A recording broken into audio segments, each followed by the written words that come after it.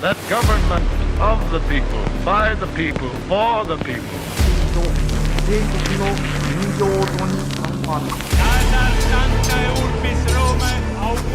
Да здравствует мир между народами. Урд минь Монголын уудам хад, хойно минь Монголын хүчрхэг их мордчлог байваа. Хамгийн амжилттай тарих угаалтуудад цовруулын маань 6 дахь дугаар эхэлж байна. За энэ удаагийн дугаараар хүмүүсийн тэр болгон яриад байдаггүй боловч бас дурдахгүй өнгөрч болохгүй нэгэн хүн болох Камбожийн дарангуулагч асан Пол Потын талаар ярихаар бэлдээд байна. За 1975 оны 4-р сард Камбожийн нийслэл Пномпен хотод зэвсэгдсэн цэргүүд орж ирэн Камбожийн иргэний дайн дууссан талаар иргэдийг одоо төр зууртаа хотоос гаргаж байна. За удахгүй эргээд хотод нь оруулнаа хэмээн зарласнаар энэ бүх үйл явдал эхэлсэн байдаг. За хүмүүс ч үнэхээр тухайн үед бол цэргүүдэд бол итгэсэн. За учир нь ард иргэд бүхэддээ хүнд хэцүү дайнаас бол туйлдаж, салхаж гүйцээд байсан. За гэтэл тэд бүгд хууртагдсанаа бол одоо нэг их удалгүй ойлгоцгоосон. За цэргүүдийн иргэдийг хотоос гаргасан нь үнэн хэрэгтэй бол нүүлгэн шилжүүлэлт бус харин нийгмийг бүхэлдэн дахин програмчлах ажиллагааны дөнгөж эхлэл байсан юм а. За иргэд цэргүүдэд итгэсэн тул тухайн үед 3 хоног хүрэлцэхүйц хоол хүнсээ бариад хотуудаасаа гарцгаасан гэдэг. За гэвч хамгийн харамсалтай нь тэдгээр иргэд дахин өөрсдийн гэр орондоо иргэн ирж чадаагүй. За Пол Потын дэглэмийн он жилүүдэд нүдний шил зүүхэн гэмт хэрэгт тооцогдож бичиг үсэг мэддэг байсныхын төлөө ял авч асуулт асуусан төдийд үхлээр шийтгэгддэг байсан. Пол Пот хүмүүсийг болон өөрийн нийгмийг яг ийм байдлаар програмчилж чадсан учраас энэ бүх харгислал тухайн ард түмний өөрсдийнх нь итгэлээр үлдэгдсэн юм. Тэрээр тэдэнд чи ариун нийгмийг бүтээж байна. Чиний өнөөдрийн зовлон ирээдүйн аз жаргал хэмээн итгүүлсэн байдаг. Пол Потын түүх бол энгийн нэг хүмүүсийг хэрхэн системтэйгээр зэвсэг болгож хувиргадаг талаарх бодит түүх юм а. Та бүхэндээ манай хамтран ажиллагч байгууллага авторгын хууль зүйн товчоогоо танилцуулж байна. Хэрвээ танд болон таны аж ахуйн нэгжид ямар нэгэн байдлаар хууль эрх зүйн зөвлөмж туслалцаа хэрэг болвол авторганд хандаарай. 1969 оноос эхлэн Вьетнамын дайн Камбож руу халин орж ирснээр Америк нэгдсэн улсын нисэх хүчин өндөр нууцлалтайгаар Камбожийн хөдөө нутгийг өргөн хүрээнд бөмбөгдөж эхэлсэн байдаг. Америк нэгдсэн улсын нисэх хүчний дайралтыг Камбожийн аримд хориглох боломж байхгүй байсан тул төр энгийн иргэдээ хамгаалах чадамжгүй болон хувирч улмаар иргэдийн дунд өөрсдийн төр засгийг сул дорой байна хэмээн шүүмжлэх цаашлаад эсэргүүцэл үзүүлэх үзэгдэл газар авч эхэлжээ. Үр дүнд нь 1970 онд Камбожийн армийн генерал Лон Нол эзэн хааныг түлхэн унгаж өөрийн шин дэглэмийг тогтоов. Гэвч түүний шин дэглэм нь хэд авилгалт идэгдсэн. Цэрэг армийн хүч тун сул бохор хамгийн гол нь ард иргэдэд итгэл төрүүлж чадахгүй байлаа. Иймээс Камбожид хууль хүчгүй болж төрийн институт гэх зүйл бараг байхгүй шахуу болон хувирчээ. Ийхүү нийгэм даяар ард түмний сэтгэх үед улс үндэстний аврах хуйц хүчрхэг нэгнийг эрэлхийлж эхэлсэн байдаг. Тухайн үед Камбожийн хүн амын дийлэнх нь хөдөө нутагт аж төрөн суурьшиж байсан бөгөөд харин хотын иргэд нь боловсралтай, мөнгөтэй, төр засагтай илүү ойр байв. Улмаар хот хөдөөгийн ялгаа нь хөдөөний ард иргэдэд хотын иргэдийг үзэн ядалтын очийг бадрааж хотын иргэд гэдэг нь тэдний хувьд шудраг бусын бэлэг тэмдэг болон хувирцгаав. Энэ үед харин Пол Пот хүн амын олонхыг эзэлж байсан хөдөөний иргэдийн сэтгэхүй дээр популизм хийж хотын иргэдийг үндэсний дайсан болгон хувиргасан байдаг. Камбож улсын хувьд энэ сэдвийн хүрээнд ярьсан бусад улсуудаас арай ялгаатай нь тус улс нь захиргаадалтын уламжлалт соёлтой шахуу улс гэж хэлж болно. Учир нь тухайн ард түмэн олон зуун жилийн турш эзэн хаанд захирагдаж улмаар Францын колони байсан гэх мэтээр ард түмнийхэн дунд асуулт асууж маргах сэтгэхүй бараг байхгүй шахуу буюу ард түмнийх нь оюун санаанд нь эсэргүүцлийн хөрс бараг байгаагүй гэж ойлгож болно. Бүхий л нөхцөл байдал ерөнхийдөө Камбожид бүрэн бүрдээд байсан тул Пол Пот бараг бэлэн байсан нийгмийг маш амархнаар өөрийн хүслээр удирдан жолоодсон болж таарч байна. За учир нь Камбожийн ард иргэд массаараа оюун санаагаа хэдийнэ тайвшруулалт автуулахад бэлэн болоод байв. Пол Потын хувьд генерал Лон Нолын дэглэмийг авилгалт идэгдсэн явдлыг маш хүчтэй шүүмжилж хотын иргэдийг хөдөөний ард түмний хөдөлмөрийг шулаж байна хэмээх утга агуулгыг орон даяар маш хүчтэй тараажээ. Улмаар тэрээр эрх мэдэлд хүрснийхэн дараагаар өөрийн тарих угаалтыг асар богино хугацаанд хэрэгжүүлж эхлэв.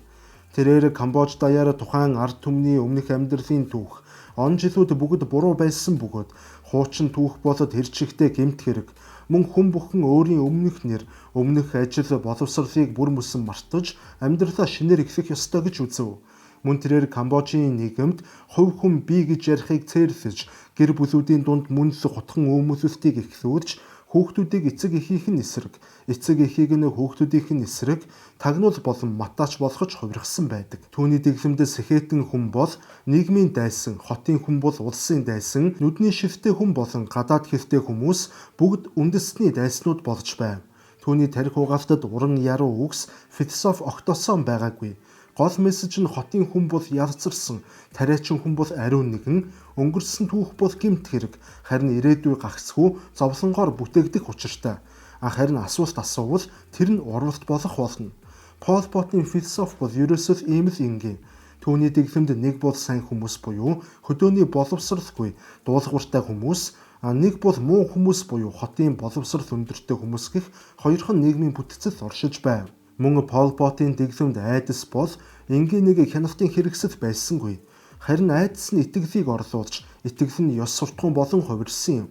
Тэрээр нийгэм даяар айдас тараахын тулд хүмүүсийг ямар ч баримтгүйгээр шуудлал санамсаргүй төврийн аргаар баривчлан, элдвэр эрүүдэн шүүж, ямар ч хамаагүй худал хэрэг шууд хүлээлгдэг байв. Хамгийн аимшигтай нь Камбожид хэлмэгдсэн хүмүүс эхэндээ гин бурууга хүлээдэггүй байсан бол эрүүдэн шүүлтийн айдас нийгэм даяар тараад хэсэг хугацаа өнгөрсөний дараагаар хэлмэгдсэн хүмүүс үнэхээр өөрсдөө гин буруутай байсан мэтээр итгэцгээж өөрсдийнх нь тархийг кодолж эхэлцгээсэн юм. Нэг ёсондоо бол би үнэхээр л буруу зүйл хийсэн байх хэмээх хурамч итгэл хүмүүсийн дунд бий болж эхэлжээ. Мөн Пол Потын дэглэмийн оршин тогтнолын хамгийн гол хөзөр нь бүгд найрамдах Хятад ард улсын коммунист нам байв. Хятадын коммунист намын зүгээс Камбож улсад хүнс болон зэр зэвсэг, зөвлөх мэрэгжилтнүүдийг тусламжаар тогтмол нэвгээж байв. Учир нь тухайн үед зөвлөлт болон Хятадын харилцаа нэлээд хүйтрэт байсан цаг үе. Гэтэл Пол Пот зөвлөлт холбоот улсын эсрэг үзэлтэй нэгэн байсан бол Камбожийн хөрш Вьетнам нь харин зөвлөлт холбоот улсын холбоотон байв. Иймээс Камбож нь ерөөсөө Хятад зөвлөлт хоёрын буюу коммунист блок доторх хүйтэн дайны талбар болон хувирсан юм.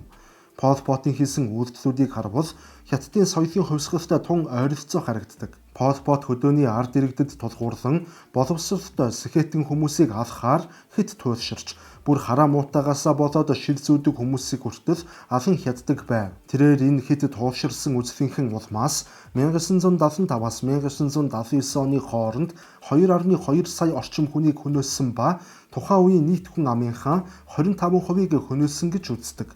Үүнээс 300 орчим мянган хүнийг шууд буудах, эсвэл зодож хутгалах гэх мэт байдлаар амийг нь хөнөөсөн байдаг бол 1 сая орчим хүнийг хэд хүнд хөдөлмөрт дайчилж, зориудаг хүнсний хязгаарлалтанд оруулах байдлаар үлсгэн авч, мөн 900 мянга орчим хүнийг өвчин болон ядаргаанаасаа болж өгсөн хэмээн дүгнэдэг. Энэ бүх өвчин үлсгэлэн нь санаандгүй зүйл байгаагүй бөгөөд санаатаагаар зориуд бодлохын үр дүн байв. Иймээс Пол Потын үйлдсэн гэмт хэргийг олон улсад өнөөдөр геноцид буюу аймаглан устгал гэж нэрлэдэг. Мөн хамгийн ноцтой нь түүний дарангуйлын он жилүүдэд эсэргүүцэл бараг гараагүй. Учир нь ард түмэн түүнийг эсэргүүцгээс үнэхээр их айж байв. Эсэргүүцсэн хүмүүсийг тэрээр гэр бүлээр нь ямар ч эргэлзээгүй устгаж байлаа. Иймээс хүн болгон түүнийг дагаж эхэлсэн учраас зарим нэг эргэлзэж байсан хүмүүс ч ялгаагүй бүгд дуулууртаа дагаж байхад би ганцаараа урсгал сүрж болохгүй хэмээх өнцгөөс Пол Потыг эсэргүүцэлгүй дагах болсон. Гэвч цаг хугацааны явцад түүний дэглэм дотроос нь айжмаар явсарч эхэлжээ. Тэрээр хэд туйлширсан байдлаар хотын иргэдийг үе олноор нь устгасан тул нийгмийн эдийн засгийг авч явах чадвартай бүхий л мэрэгжилтнүүд алагдаж, улмаар эдийн засгийн хямрал үүсэж, хүнс тэжээлийн дутагдал газар авч айрам хүртэл хүнсгүй болж эхлэв. Түүний систем материаллыг суурь маш хурдтай алдаж эхэлжээ. Мөн Пол Потын урвагч гайх гаж зуршил нь хизээч дарагдаагүй тул цэргүүдийнхэн дотроос генералууд, чадварлаг офицерууд армийн захиргааг бараг бүхэлд нь хэлмэгдүүлэн устгаснаар туршлагатай цэргийн удирдлагуудын дутагдалд орсон байна. Гэтэл нэгэн хачирхалтай үйл явдал болсон нь Пол Потын солиор улам бүр газар авч 1978 оны 12 дугаар сарын 23-ны өдөр Камбожийн цэргүүд Вьетнамын хэлийг даван Вьетнамын тусгадыг хомролон устгаж эхлэв. Үүнд нь социалист Вьетнам маш ихээр хилэгдэж нэг талаараа дайн хийх хангалттай шалтгаан болсон юм. Ингээд 12 дугаар сарын сүүлээр буюу хэдхэн хоногийн дараа Вьетнамын айрам сөрөв давталгоонд орж Камбожийн хөлийг давснаар Пол Потын харгас дарангуй хүчгүйд дээрлэхгүй дэглэм ганцхан сар хүрэхгүй хугацааны дотор буюу 1-р сарын 7-ны өдөр Вьетнамын цэргийн оролцоотойгоор нуран унжээ. Камбожийн айрам бүхэлдэн айдасгүйдэс давтсан мөн өдсөглөнд нэрвэгдсэн байсан тул бараг солигтой эсэргүүцэлгүй шахуу маш хурдан нурсан юм. Улмаар Пол Потын дараагаар Камбожид Вьетнамд ээлтэй шин дэглэм тогтож Хэнг Самрын ерөнхийлөгч болж шинэ ерөнхийлөгч нь Камбожийн шоронгуудад хоригдож байсан бүхий л хүмүүсийг нэг дор суллах шийдвэр гаргасан юм. Харин Пол Потын хувьд Таиланд руу оргон зугтсан бөгөөд 1990-ад оны хүртэл ой тайгаар партизаны байдлаар тулалдаж байгаад 1998 онд Ширэнгэн ой дотроо нас барсан юм. Түүний жишээ болоод тарих угаалт нь өөрийн ард түмний оюун санааг хянаж чаддаг боловч бодит байдлаас хэд давбал дэглэмийг хормын дотор унгаж болдгийн тод жишээ болсон юм. Гэхдээ өнөөдөр хэдийгээр 2026 оны босгыг давж буй боловч Камбожийн зарим хөдөө нутгуудаар Пол Потын үйл хэргийг өмөөрөн сайшаадаг хөдөөний хүмүүс одоо ч байдаг гэлцдэг. Энэ нь түүний тарих угаалт хичнээн үр дүнтэй хүмүүст нөлөөлж сэтгэлд нь гүн бат суусан болохын тод жишээ гэмээр. Пол Пот 4 жилийн дотор ард түмнийхэн 4/1-ийг устгасан гэхээр яавч тэрээр эх оронч нэгэн байгаагүй. Яг устгасан хүний тоог нийт хүн амтайгаан харьцуулах юм бол Хитлер болон Сталин эсвэл Мао Цзэдун нараас ч олон иргэдэд тэрээр алсан болж таарч байгаа юм. Эдний хэн ч хүн амынхан 4/1-ийг устгаж сүрхлээгүй. Эцэст нь хэлэхэд Пол Потын засаглал бүхэлдээ алуурчин бий болгодог систем байв. За ингээд манай өнөөдрийн дугаар энэ төрөйд өндөрлөж байна. Дараагийн дугаараар дахин уулзтлаа түр баяртай. За та бүхэнд таалагдсан гэж найдаж байна.